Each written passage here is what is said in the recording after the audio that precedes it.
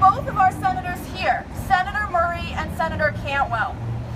This week, as many of you know, our members of Congress are on recess from Capitol Hill. Town halls are a time-honored tradition for listening to constituents during the recess periods. Now let me ask you, does a town hall mean a virtual town hall on Facebook? No. Does a town hall mean meeting with staff instead of the senators themselves? No. Does a town hall mean curated and pre-approved questions? No. That's right. It means a real conversation between us and our senators face to face. We are living in a time when American democracy itself is at stake, and town halls are a central component of practicing democracy, and we need our senators to understand that. Why then have our senators not announced a public town hall to talk with us face to face? Seattle Indivisible, and I'm sure all of you, think that that is totally unacceptable. If the senators refuse to organize a town hall, we will. And guess what? We have.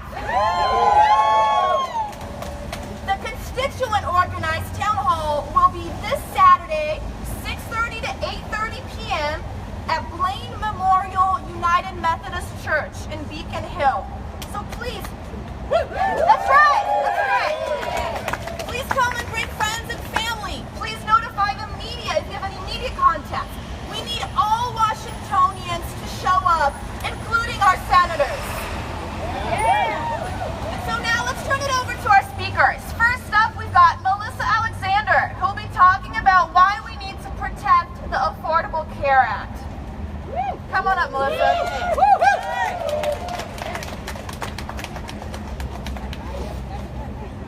Hi guys, can you hear me? Yes. Yeah, for those of you who've been coming with me the past couple weeks, I'm the one with the baby strapped to my chest. Love you. Yes, the youngest 3-month-old protester, which makes this topic pretty near and dear to my heart as I'm looking at the world completely differently now that I have a few kids. So I'm going to be talking about the ACA. It's funny, in times like this, you want to look at some silver linings or some positives to what's going on, and I read that one of them was now a large portion of our population now know that Obamacare is the ACA, something that they didn't know. So that's a silver lining. But this topic, I know you're seeing it in town hall discussions. It's one of our biggest and greatest fights, and it's one that I think we can win. And by doing things like this today, we can win this with the help of our senators. This fight's also a little different, because as crazy as this sounds, we kind of agree with Trump on this one. He offered all the people, you're going to have great health care, you're going to have cheaper health care, you're going to have more coverage in health care. It's going to cover everybody. We agree with that. That's kind of how we got here, right? There's one problem, is that our commander-in-chief happens to be a liar. And I can say liar because that means with the intent to deceive, which we all realize that is what he does. I believe the count is now 3 big terrorist attacks. You know, we're with you with Bowling Green, Sweden, Atlanta. We feel for you. He also makes up voter fraud scandals, and then he lies on his day-to-day environment, that he played a couple rounds of golf. No, it was 18. We can't trust him. So we can't sit here and wait for that magical plan to come out. I think we all know it's not coming.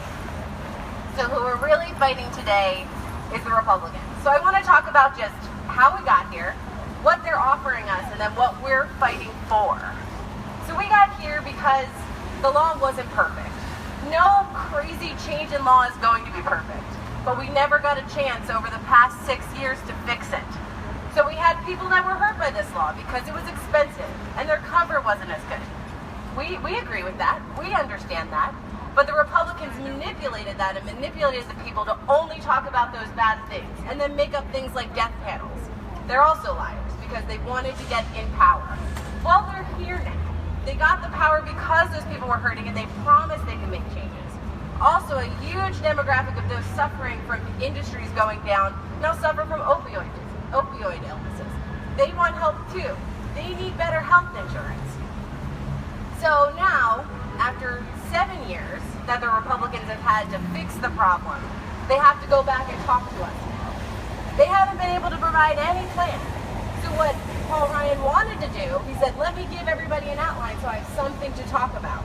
That outline came out on Thursday. You should read it. It's very rough, it's very vague, and it says some very scary things.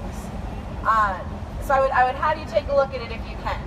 So I'm going to tell you what they're offering in a nutshell. It is essentially some breaks for the rich and the healthy people, and then hurting those that are sick, that are poor, and those that happen to be women. It's going to hurt all of them. So essentially, some of the things they're offering is that they're going to do cuts by age. They're going to add health savings account programs for those that can afford to save. And then they're going to cut critical laws that help the poor people, that help women, that help young people, that those will all go away. And then also hurt those on Medicaid. So here's what we're going to fight for today. And this is what we're asking our senators to help us with. So just so you know, I looked it up today because I knew before Obamacare that the #1 reason for bankruptcy was because of health care. That someone got into a crisis that still exists today. So we need things to get better, not worse. And I want to say to our Republicans, Obama's gone. I know you hate him, and I know that's why you've been fighting this for so long. He's gone now. So it's time to put the people over your pride. It's time to put the people over your party. And we are those faces. We are those people. My children are those people. My grandparents are those people. We need to think about all of us. Those suffering from opioid addiction because their industry is hurting, they're those people too. And you want them to be alive to vote for you again.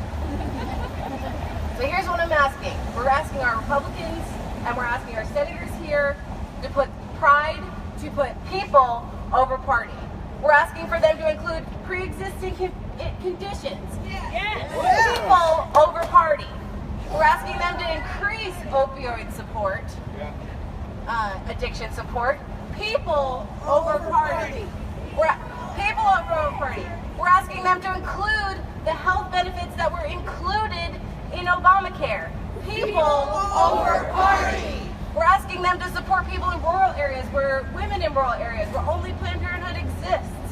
People over party. We're asking them to not get rid of the right for women to have birth control, so that they can empower their own future and make their own decisions. People over party. We're asking them to support the young people that want to stay on their parents' plans because they don't have the money yet. People over party. We're asking them to not hurt the old, the sick, and the poor. People over party. So, and I'm just going to close with this, that Senators Cantwell and Murray, you have won some battles. We saw that the Education Department put back the disabled, the disability information back on the website. When you fight, and when you do, we get small victories. So I'm saying, senators, do not give an inch on this. You will not be rewarded for compromising. Put the people over your party and your future. We'll still vote for you if you show us. Thank you all for your time.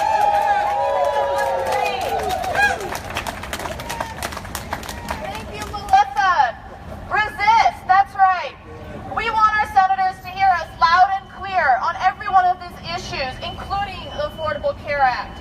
Next up, another important issue. We've got Nathan Resick, who'll be talking about Trump and his Russia connections and how we need to get to the bottom of Trump and his conflict of interest in Russia. Yeah.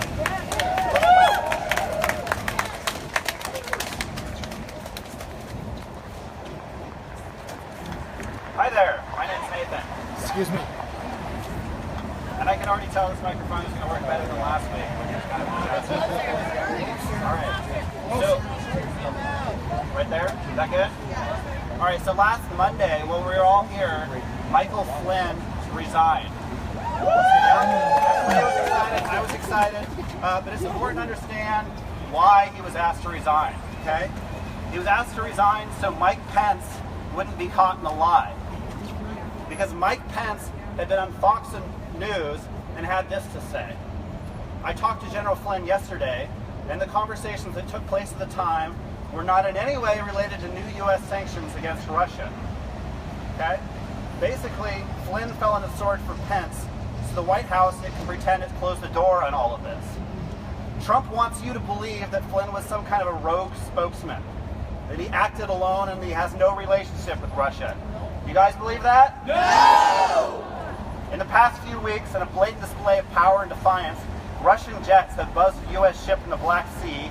They've deployed a spy ship off of Delaware and launched a cruise missile in violation of a 1987 treaty. Okay? When pressed about what he planned to do about all this, Trump said, I'm not going to tell you anything about what I respond to do. I don't talk about military response. Because, of course, his response to this is going to be to raise sanctions off of Russia. Traitor! As of today, Donald still maintains he's never met Putin or talked to him prior to the election.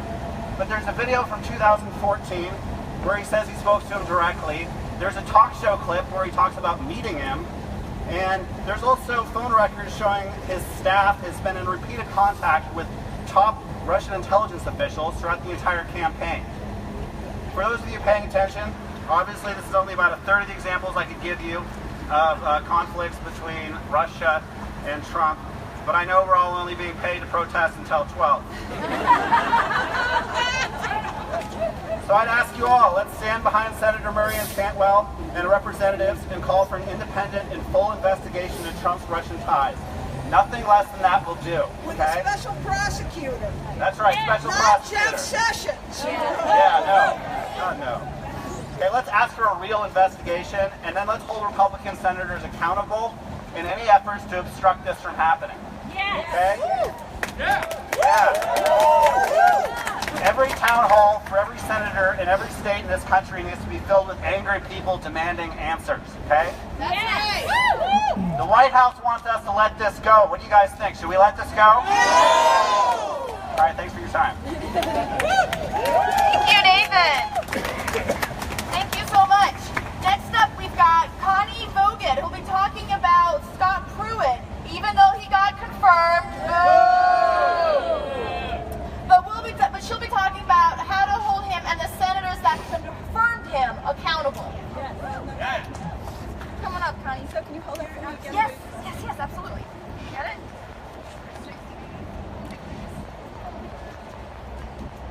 Hi, I'm Connie Vogt. Today, I am here to say that even though we lost the battle to Pruitt the polluter, to keep him out of the EPA, we and our allies have only just begun to fight. That's right. Amen. And we are a force to reckon with. Over 20,000 members of the Sierra Club, including me, told their senators, say no to Pruitt's nomination. Millions of other people opposed Pruitt's nomination. A historic number to oppose a nomination to the EPA. We are an army ready to defend the EPA's mission to protect our health and safety from environmental pollution. We want clean air and clean water for all and a livable climate. Yes. We want clean energy jobs, and we support our growing clean energy economy. We want science-based policy, not ideology-driven policy. We have other assets besides our numbers, our vision, and our commitment, though. We have the law. We have the facts. We have the science. And we have public opinion, as the Director of Earth Justice points out. Senator Cantwell and Senator Murray exposed how unfit Pruitt is to head the EPA, as did many other senators. Senator Cantwell and Senator Murray voted no on the nomination.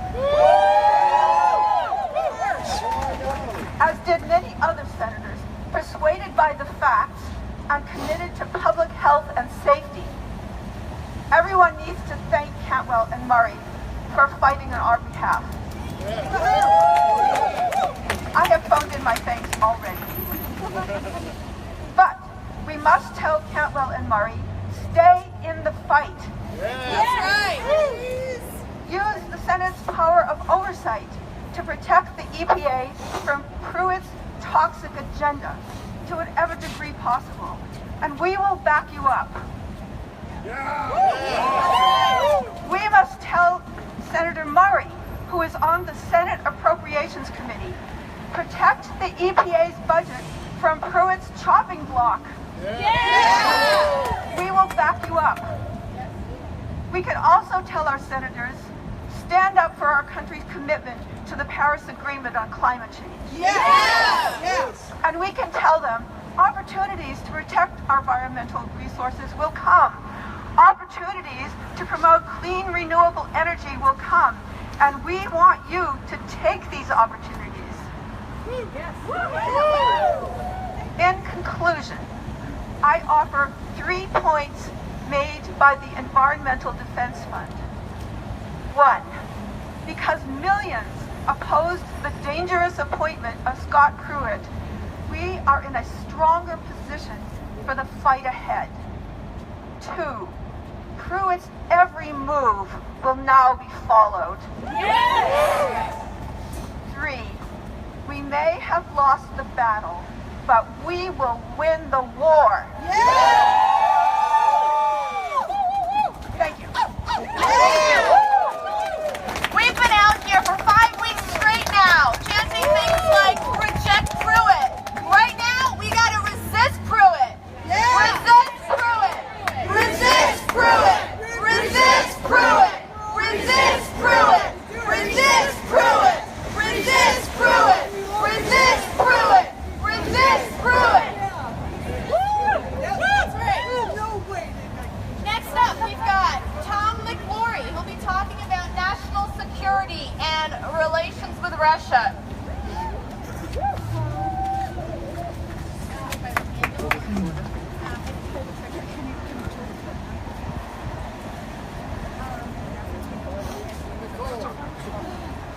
Good morning. My name is Tom McClory. I am born the same year as Donald Trump. I am a privileged white male. 7 years young you are. I am not Donald Trump. My hair is too thin. My hands are too big. Unlike Donald Trump, who carried a letter from a paid doctor in his back pocket while he played golf and tennis during the late 60s and early 70s, I enlisted in the U.S. Navy. As a Navy officer, I was told constantly how important it was to protect secrets and national security. I am shocked and astonished that Donald Trump and his staff are using unsecure phones, particularly after attacking Hillary Clinton relentlessly for some purported security problems, how he lets his unvetted family sit in at meetings, how he conducts national discussions with foreign leaders in a public setting. Hypocrite! How he leaves bags of secured materials in his Oval Office with the key in the lock while inviting people in and supporters for photo opportunities.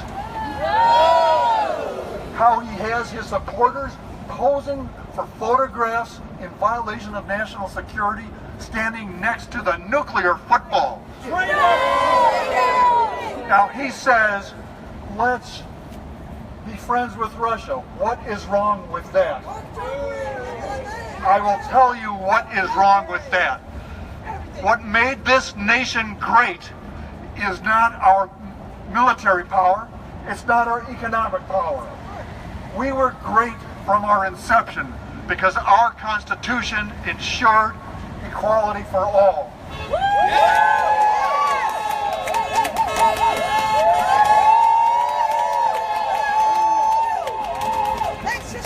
Our Declaration of Independence declared that we were all equal. Our Bill of Rights enshrined freedom of press, freedom of religion. No 120. Russia stands against all of that. Russia kills its dissidents and its press. Russia invades its neighbors like Crimea and Ukraine to steal their oil and natural resources. Coward. Russia bombs Syrian civilians in order to get Syrian oil. When the United States was faced with Hitler and Tojo in World War II, we stood fast for freedom.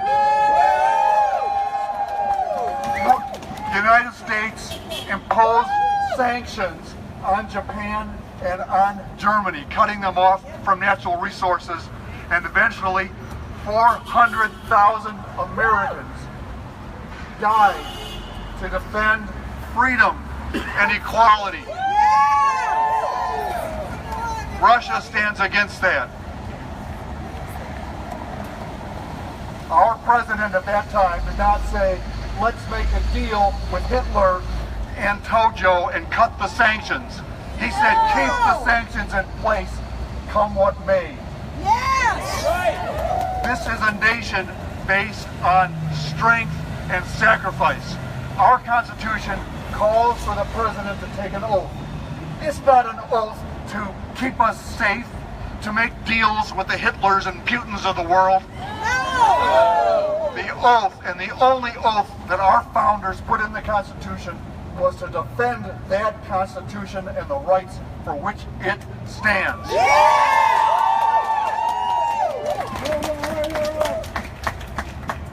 It is time for us to be brave and stop being the land of the greed and the home of the cowards. Yeah, we have to take some risks. We have to take a stand. That's what makes America great. Not what this so-called president claims. Amen.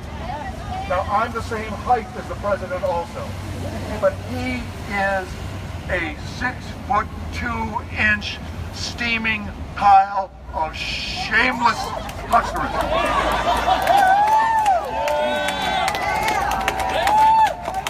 We need to resist this president in his cowardice and his trampling on our Constitution and rights.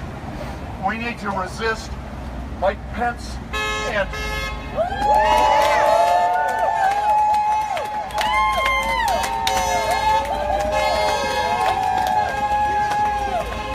his spineless Republican cronies in Congress who are cowards and stepping on our constitutional rights and principles.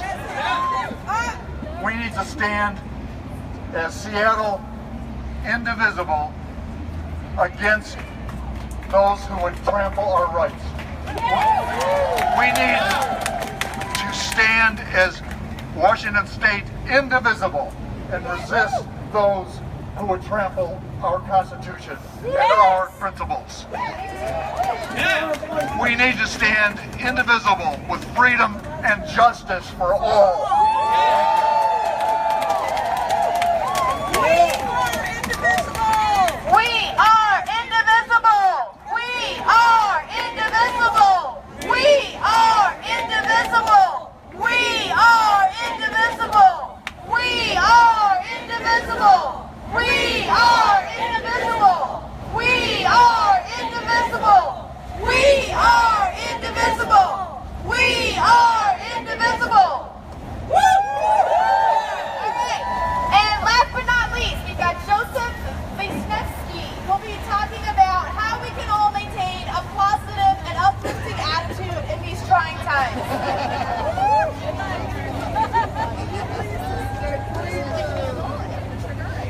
Good morning.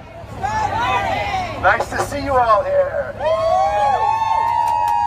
Well, like many of you, I was caught flat-footed by the recent events, and I'm still trying to work out and process what to do and how to do it.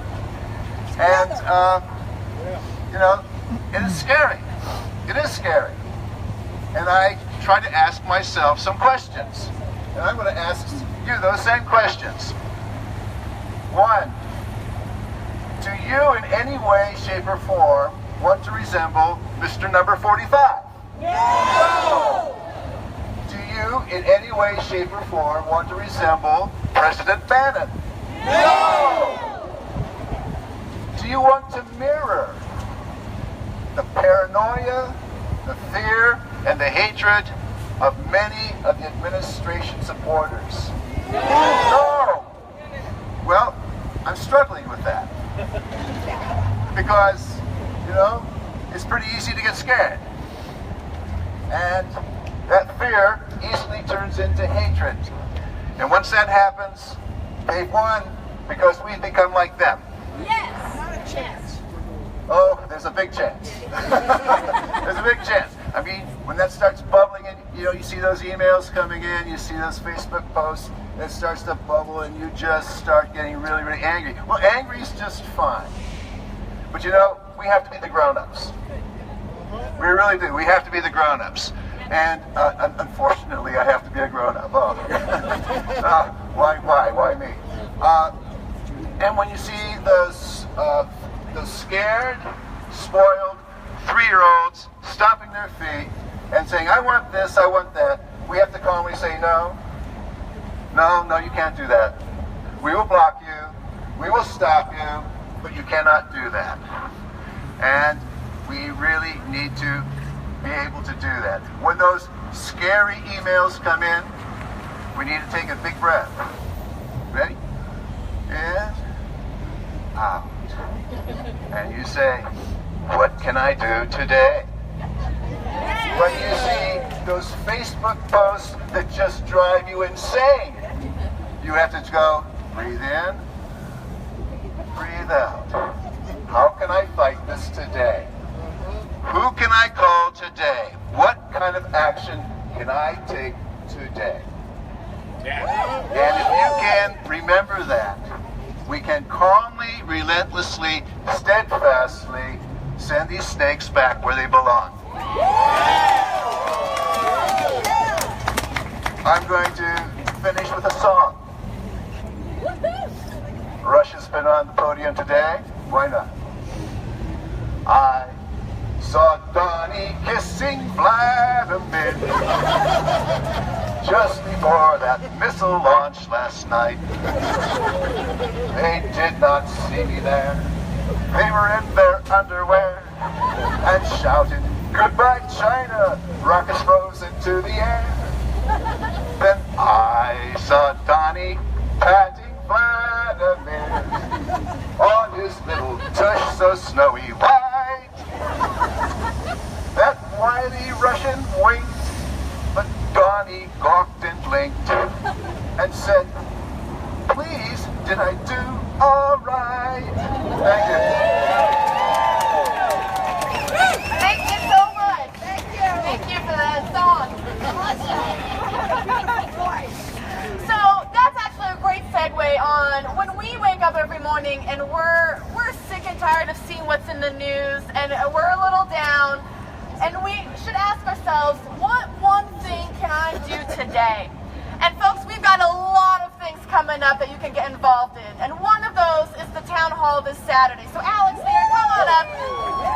Alex has amazingly organized this whole thing with the help of a lot of folks of you out there. And so tell us what's going on Saturday, Alex.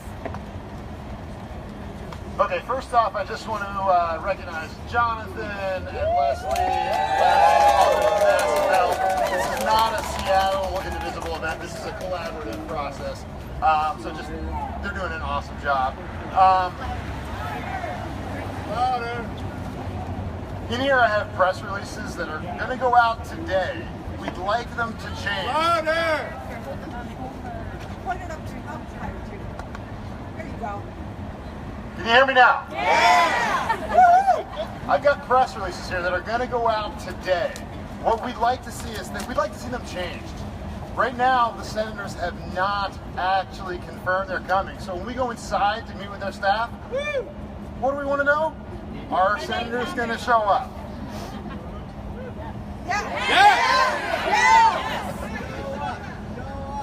Show up, show up, show up, show up, show up, show up, show up, show up. The event is this Saturday at 6:30 at Blaine Memorial United Methodist Church. Details are available on our website and online. What's the website? SeattleIndivisible.com. And I hope to see you all there.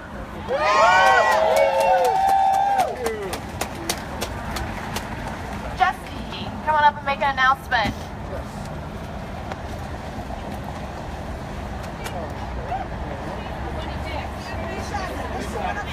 Very, very brief announcement.